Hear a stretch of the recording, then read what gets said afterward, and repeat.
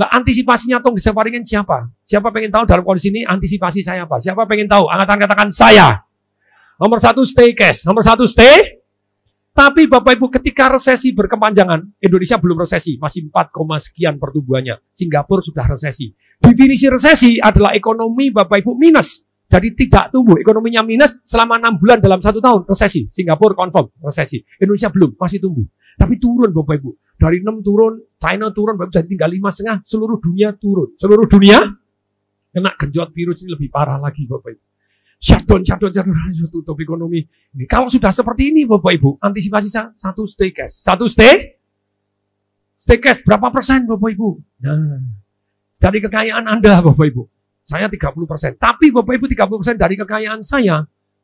Nanti kalau resesi sungguhan, ketika pemerintah printing money, printing, untuk menggerakkan ekonomi bunga supaya murah digenjot, duit murah. Kalau duit murah kan duitnya dibanyain tuh. Kalau mau duit mahal, duitnya ditarikin tuh. Sebentar Bapak Ibu. Sederhana enggak?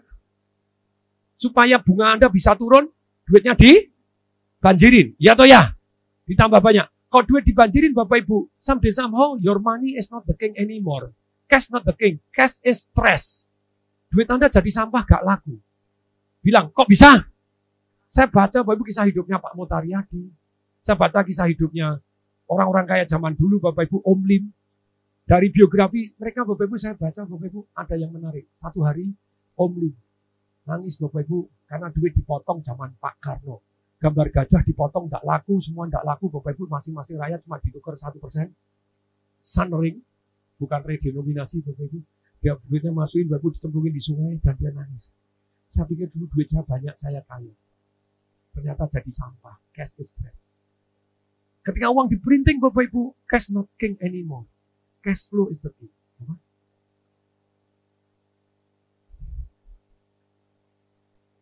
Om Lim ngomong gini. Tapi hari itu saya sadar ketika saya nangis. Ternyata kaya itu adalah punya aset yang menghasilkan uang. Punya apa? Makanya Bapak Ibu 2 tahun yang lalu saya putuskan ketika saya antisipasi resesi. Antisipasi apa? Oh, saya cari bisnis apa yang anti resesi. Yang kemungkinan berhasilnya tinggi, saya bandingkan. Buka kopi, waktu lagi tren mulai kopi-kopi Bapak Ibu. Tapi Bapak Ibu harus tahu teknik buka bisnis seperti apa. Nanti akan saya share. Siap? Kalau Anda ikut-ikutan doang, you die. Anda tidak belajar polanya. Oh, artis buka restoran. Artis buka restoran begitu banyaknya. Sekarang, banyak tutup. Karena cuma ikut-ikutan doang. Dia tidak tahu konsep bisnis nomor 1 apa. Konsep bisnis nomor 1 bawa manfaat. Ya. Bawa manfaatnya harus lebih dibanding orang lain. Ikutin saya. Lebih cepat. Ayo. Lebih murah atau lebih bagus. 1 atau 2 atau 3. Kalau Anda 1 aja sudah lumayan, 2 sudah merdeka, Bapak Ibu. 3 nilai tambah Anda ini, Anda jadi raja dunia. Kenapa laundry saya bergerak dengan cepat Bapak Ibu dan orang beli franchise 1 Bapak Ibu sekarang 11. 1 orang punya 11. Bilang kok bisa? Karena menguntungkan. Kalau tidak mau beli lagi. Ya atau ya? Yang cuci untung. Bilang kok bisa? Lebih murah. Saya lebih murah, lebih cepat 1 jaman. Bagusnya cuma setengah Bapak Ibu. Sama yang asek, yang apa, yang pakai dry clean apa, kita kalah. Yang kita baju manten, jas enggak Bapak Ibu. Satu hari jas saya pernah di laundry, langsung keriting gitu Bapak Ibu. Waduh, korban jas 1 gitu ya. Ya karena memang tidak untuk ini. Yang Anda itu yang silahkan ke laundry yang mahal. Ya atau ya? Tempat saya Bapak Ibu murah sekali Bapak Ibu. 20.000 untuk 7 kilo. Cuci kering. Sabunnya include. Disinfektan include. Murah atau murah banget? Terus kemudian mesin terbaik, anti tungo, anti debu. Bapak Ibu coba tes. Kalau Anda cuci sering di rumah yang dijemur-jemur, ikuti saya. Debu masih tidak karu-karuan. Tidak percaya bawa ke laundry saya, masukkan mesin pengeringnya saringannya dilihat dulu kosong bersih gitu ya. Begitu selesai Bapak Ibu, Anda lihat, langsung debunya banyak-banyak. Jadi baju Anda nyerap debu tidak karu-karuan apalagi kalau dijemur. Ini Bapak Ibu, lebih baik pengering. Dan kalau dijemur kayak keripik, kayak apa? Keripik Bapak Ibu, kayak keripik atau krepok, makanya disemprot lembut, disetrika lagi. Nah ini Bapak Ibu, 2,5 lebih bagus, makanya meledak. Makanya apa? Dan saya antisipasi karena apa? Nih, 1 stay cash, 1 stay. Yang kedua emas dan perak Bapak Ibu, 7,5% dari kekayaan. Berapa persen? Orang sukses Bapak Ibu, kalau mau aman harus aset alokasi dan antisipasi. Yo, berapa persen? 7,5% Bapak Ibu. Dan kemudian berikutnya kalau saya Bapak Ibu, properti 50%, properti 50%, properti Bapak Ibu yang menghasilkan cash flow, menghasilkan properti saya semuanya tersewakan dengan baik. Lupa tuh kalau jadi konsultan, lu kan sudah dipotong kalau 2% dipotong makanya 2 miliar jadi 2 miliar 40 juta tadi dealnya. Saya terima bersih, good. Tapi secara pribadi, saya kan harusnya kena pajak progresif, ya atau ya? Enggak Bapak Ibu, saya punya tim pajak konsultan yang dahsyat Bapak Ibu. Bilang, kok bisa? Harusnya 2M kan saya bayar 35%. Ya toh ya? Ya toh ya? Saya enggak Bapak Ibu. Karena masuk ke CV. Masuk ke mana?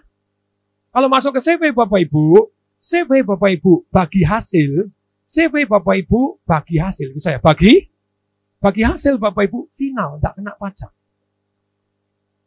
Nah ini ilmu pajak Bapak Ibu. Kita melakukan namanya menghemat pajak dengan resmi, bukan ngembat. Bukan? Nah itu kalau Bapak Ibu ya ikut proyek tadi Bapak Ibu tanya jawab, Anda bisa tanya Bapak Ibu. Menghemat banyak sekali nggak? Menghemat nggak? CV kena pajak Bapak Ibu. Tapi kalau di bawah 4,8 M, di bawah berapa? Anda kena pajak berapa? 0,5% final. 0,5%? 0,5% final, terus kemudian dibayarkan pergi kepada pemegang saham, dividen, zero, tidak kena pajak. Maksud Anda bayar 0,5% aja tidak mau. Jadi dapat 2,5%. Enak atau enak? Jadi saya 2 miliar kok bayar pajak 10 juta, resmi. Enak atau enak? Halo? Halo? Padahal sah atau sah? Melanggar aturan enggak? Enggak Bapak Ibu, nah itulah pentingnya antisipasi sebelum ada Anda sudah mulai tahu. Pak harusnya ini. Ya atau ya? Anda enggak ngerti kena 30%, bayangin 2M 600 juta Bapak Ibu. 600 dengan 10 juta beda atau beda banget? Resmi padahal, resmi atau resmi? Makanya saya open Bapak Ibu. Ya mau, ya saya ini auditornya open sama maksimal mungkin. Good. Tapi kok bisa? Karena bergaul dengan orang yang tepat, punya mentor yang tepat, Bapak Ibu punya konsultan yang tepat. Oke, saya ulangi. Yuk, bilang antisipasi. Aset alokasi. Yuk, tagi. 1 Bapak Ibu stay cash. Stay. Yang kedua apa? Emas atau perak 7,5%. Yang ketiga kalau saya properti 50%. Properti? Saya beli lagi. Hari ini Bapak Ibu saya lagi go to properti luar biasa. Saya ini sudah deal Bapak Ibu, sudah saya DP 100 juta Pondok Indah. Good. Pondok Indah turun luar biasa Bapak Ibu. Turun luar biasa Bapak Ibu. Nah, saya bisa beli tidak pakai duit malah dapat duit. Bilang kok bisa? Lu ada ilmunya, kalau ada ilmunya seringkali kok iso toh Pak? Kok iso? Memang iso. Enggak ngerti Anda. Ya atau ya? Kayak tadi urusan pajak, Anda enggak ngerti. Waduh, 2M pajaknya 600 juta, di 35%, mau 700 juta. Ya atau ya? Ternyata enggak masuk CV. Masuk CV di bawah 4,8, Bapak Ibu dianggap perusahaan kecil. Dianggap perusahaan kecil, pajaknya 0,5% final enggak mengurangi, terus dibagi kepada pemegang sahamnya, ya final. Enak atau enak banget? Enak atau enak nan? Jadi CV-nya Pak Tung banyak, iya. Untuk apa? Menghemat pajak, terang-terangan gitu ya. Lu saya sama tukang pajaknya ya juga sama, menghemat pajak ya iya. Saya tapi yang penting tertib toh, ya toh ya. Ya toh ya. Semua sewa Bapak Ibu 10%, aduh final, 10% final bayar lah. Lu sewa saya mahal-mahal, nggak bisa nyewain District 8 Bapak Ibu berapa ribu dolar, nyewain yang berapa ribu dolar, 1 bulan berapa ribu, berapa 5.000 dolar, 6.000 dolar, oke bayar, ikut saya, oke bayar Bapak Ibu, resmi, ikut saya, resmi, karena sudah antisipasi. Perhatiin, yang ketiga saya properti, yang keempat Bapak Ibu saya antisipasi di mana Bapak Ibu? Yang keempat saya antisipasi di bisnis yang menghasilkan cash flow, bisnis yang menghasilkan. Kenapa saya buka banyak? Karena cash flow. Laundry saya periksa Bapak Ibu dari Perang Dunia Kedua di Amerika tahun 47 sampai tahun 2019 kemarin, laundrynya mereka 320.000 sekian Bapak. Nggak pernah turun jumlah laundrynya. Indonesia baru hybrid. Betul? Tapi kalau sekarang laundry Bapak Ibu terjadi perubahan, itu peluang. Dulu orang laundry kiloan. Laundry apa? Wong kita sudah siap pakai aplikasi, bayar pakai begini semuanya sudah siap. Cuma orang Indonesia belum siap ya kita pakai koin. Pakai? Kalau kiloan dicampur. Kiloan celana dalam Anda bagus besok enggak balik. Karena dijemur di tempat orang lain, ya toh ya? Ya toh ya? Ini higienis Bapak Ibu tidak dicampur, tidak dijemur. Yang lain dijemur, kena debu, kena begini. Kita enggak, pakai mesin pengering. Pakai mesin pengering Bapak Ibu. Dan kita uji coba. Jurus saya Bapak Ibu kalau mau pengen tahu. Siapa yang pengen tahu teknik saya buka bisnis apa? Angkat-angkatan saya. Tadi pelajarin industrinya. Pelajarin situasi ekonomi, situasi politik. Kemudian setelah itu Bapak Ibu mulai nomor 1 tes dan ukur. Nomor 1 tes dan ukur. Tes dan ukur apa? Nilai tambahnya. Apakah diterima masyarakat enggak? Laundry kita coba Bapak Ibu. Dan saya kerjasama dengan yang sudah 9 tahun Bapak Ibu. Pak Lianto, partner saya, 9 tahun berpengalaman di laundry. Punya 9 cabang. Punya 9? Oke, Pak Lianto buka baru. Baru dengan saya 51%. Silakan dibagi. Saya ambil usaha 51%. Kita akan buat ratusan ribuan. Cocok, dia mau Bapak Ibu. 2 tahun jadi 84 Bapak Ibu. Sekarang sudah 88 tadi. Jos? Dahsyat? Boom, dia sendiri 9 tahun Bapak Ibu 9 cabang, sekarang 2 tahun jadi 24 cabang. Mulai tahu. Dahsyat? Nambah dengan saya 88 tadi. Keren? Good? Karena laundry cash basis tiap hari duit, Bapak nonton tiap hari duit enak Bapak Ibu. Dan orang Bapak Ibu kondisi resesi, kondisi apa? Tetap cuci baju, ya toh ya? Dan ternyata cuci baju di tempat saya lebih murah daripada cuci sendiri. Saya hitung-hitung Bapak Ibu, kalau Anda 7 kilo, 4 keluarga Bapak Ibu, itu seminggu Anda 2 kali. Seminggu 2 kali. Kalau seminggu 2 kali berarti 40 ribu. Berarti 40 ribu Bapak Ibu. Kali 4 Bapak Ibu berapa? Seminggu 2 kali Bapak Ibu. Kalau Anda mau seminggu 3 kali 7 kiloan, boleh. 3 kali berarti berapa? 60 ribu toh. 60 ribu Bapak Ibu kali 4. 240 ribu. Anda cuma 240 ribu. Nah kalau Anda nyuci sendiri, mukanya seperti papan cucian Bapak Ibu. Kalau nyuci terus Bapak Ibu. 240 ribu mesti nyuci kita. Daripada punya pembantu satu, bayarnya sudah berapa? 1 juta, 2 juta? Bapak Ibu, 2 juta? Perhatiin Bapak Ibu, nyuci tempat saya lebih murah dari ini. Nah, paling pol Bapak Ibu. Ya, dulunya Bapak Ibu sekali pakai dicuci, sekarang celana dalam 4 hari baru dicuci. Gitu ya. Set A, set B, set C, set D. Ya. Kolornya bolong-bolong hijau lagi warnanya itu, kolor hijau. Ya. Paling pol itu, ya atau ya? Tapi tetap nyuci. Dan nyuci Bapak Ibu lebih dari restoran. Bilang, kok bisa? Perhatian, kalau Anda suka satu restoran, kue tiaw. Apakah Anda seminggu 3 kali ke kue tiaw tersebut? Enggak, sebulan sekali, 2 bulan sekali. Ya atau ya? Tapi kalau laundry sudah cocok? Terus Bapak Ibu terus lagi tidak mikir Bapak Ibu. Wah, apa? Pindah tempat lain, wajar, terpeng, ambune, gak enak. Wah ini kan enggak bos, ini jos, wangi, jos, keren. Keren. Menarik? Makanya boom Bapak Ibu, antisipasi ikut saya. Apa? Dan saya sudah praktek, ya atau ya? Dan masih terus harus belajar dan antisipasi. Psikotis bilang, duduk tegak hui. Ini duduknya makin siang, makin hilang, makin laju. Ayo bilang, duduk tegak hui. Ayo bilang dong, duduk tegak hui. 2 kali lipat lebih keras. Ya.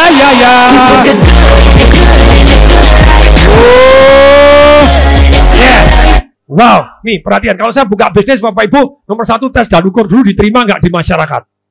Diterima Bapak Ibu. Yang kedua, mulai sistemasi. Saya mulai apa? Nanti Bapak Ibu belajar. Itu work less and more Bapak Ibu. Contoh di laundry saya. Orang komplain. Komplainnya kan macam-macam toh. Beneknya putus. Bajunya jadi brodol. Kurang kering. Baunya apek. Wah apa aja komplain. Ya toh ya? Gak masa komplain gitu terus. Anda tidak antisipasi. Antisipasinya 2. 1, pada waktu komplain, penanganannya seperti apa? Standar operating prosedur penanganannya. Ya toh ya? Sistemasi, jangan bingung, semuanya standar. Kalau komplain begini, oke, Pak ini belum kering, kita kasih gratis kering. Pak ini sebetulnya tidak mungkin Bapak Ibu hilang Bapak Ibu kalau dia self service. Tapi kadang ada yang drop off. Ada yang, Pak celana dalam saya nyelip, di mana tidak tahu. Mungkin kecampur tempat orang lain. Ternyata dicek, memang dia tidak pernah pakai celana dalam. Ngaku celana dalam tidak ada asem. Tapi kita ada standar untuk nanganinya. Boleh? Yang kedua, Bapak Ibu harus antisipasi. Supaya besok tidak terjadi lagi. Aduh Bapak Ibu. Namanya sistem operating prosedur Bapak Ibu. Oh dari pabrikan, Pak, setiap 1 bulan harus dibersihin gini-gini. Tidak bisa standarnya salah setiap 1 bulan. Tempat saya loadnya besar. Jangan standar per hari. Standar per load. Per apa? 50 load bersihkan, 50 load bersihkan, 50 load bersihkan. Ya atau ya? Dan kebanyakan Bapak Ibu, kebanyakan teori. Dibersihin nggak? Sama karyawan, dibersihin nggak? Enggak, malas, ya toh ya. Oh, pakai sistem, baik sistem prosedur. Boleh saya beri contoh? Boleh? Ini misalnya Bapak Ibu. Saya tiap hari Bapak Ibu, saya suruh kirim video, kirim foto, sudah dibersihkan belum? Nih perhatikan Bapak Ibu. Ini sorry, ini lagi tak silent Bapak Ibu. Tapi ini pun sampai ada tanggalnya. Enggak apa-apa. Ini Bapak yang atas sudah saya. Setiap hari laporan Bapak Ibu sudah dibersihkan di video, dan videonya pun saya ributin. Kalau enggak ada tanggalnya, enggak ada? Kamu video kapan, Dul? Video kemarin dikirim sekarang, ya toh ya? Pak, sedetail itu? Yes, ikutin saya. Kalau mau gede Bapak Ibu sistemasi, ikutin saya. Apa? Bilang dong, apanya yang disistemasi? Tanya. 1, marketingnya. 2, kontrolnya. 2, apa? Kontrol mutu, kontrol keuangan, kontrol cash flow, kontrol kedisiplinan, Bapak Ibu, kontrol. Ikut saya, apa? Semua ayo bilang kontrol. Pakai R. Karena kalau tidak pakai R itu alat vital. Kalau pakai R itu alat vitral. Sebentar, ada yang pelo enggak? Yang pelo enggak boleh ngomong. Marketing, kontrol, marketing, Yang ketiga SDM, yang ketiga sumber daya manusia, recruitingnya, bagaimana trainingnya, bagaimana Bapak Ibu. Ini Bapak Ibu, saya dalam tahap sistemasi tidak karu-karuan Bapak Ibu. So banyak Bapak Ibu sistemasinya. Karena walaupun laundry kelihatannya simple, tapi sistemasi is very important. Siapa yang setuju? Angkat katakan saya. Oke, berikutnya Bapak Ibu tadi marketing control, yang ketiga SDM, yang ketiga apa? Jadi Anda sistemasi tiga-tiganya Bapak Ibu garis besarnya ini. Supaya jalan tanpa kita. Supaya jalan tanpa komplain, Pak Tung benih hilang. Caranya? Pak Tung ini komplain. Saya tuh jadi juru pemadam kebakaran terus. Nggak bisa baca bukunya, wes itu pemecahannya itu. Ya toh ya? Ya toh ya? Siap? Ini EHT lagi. Overheat.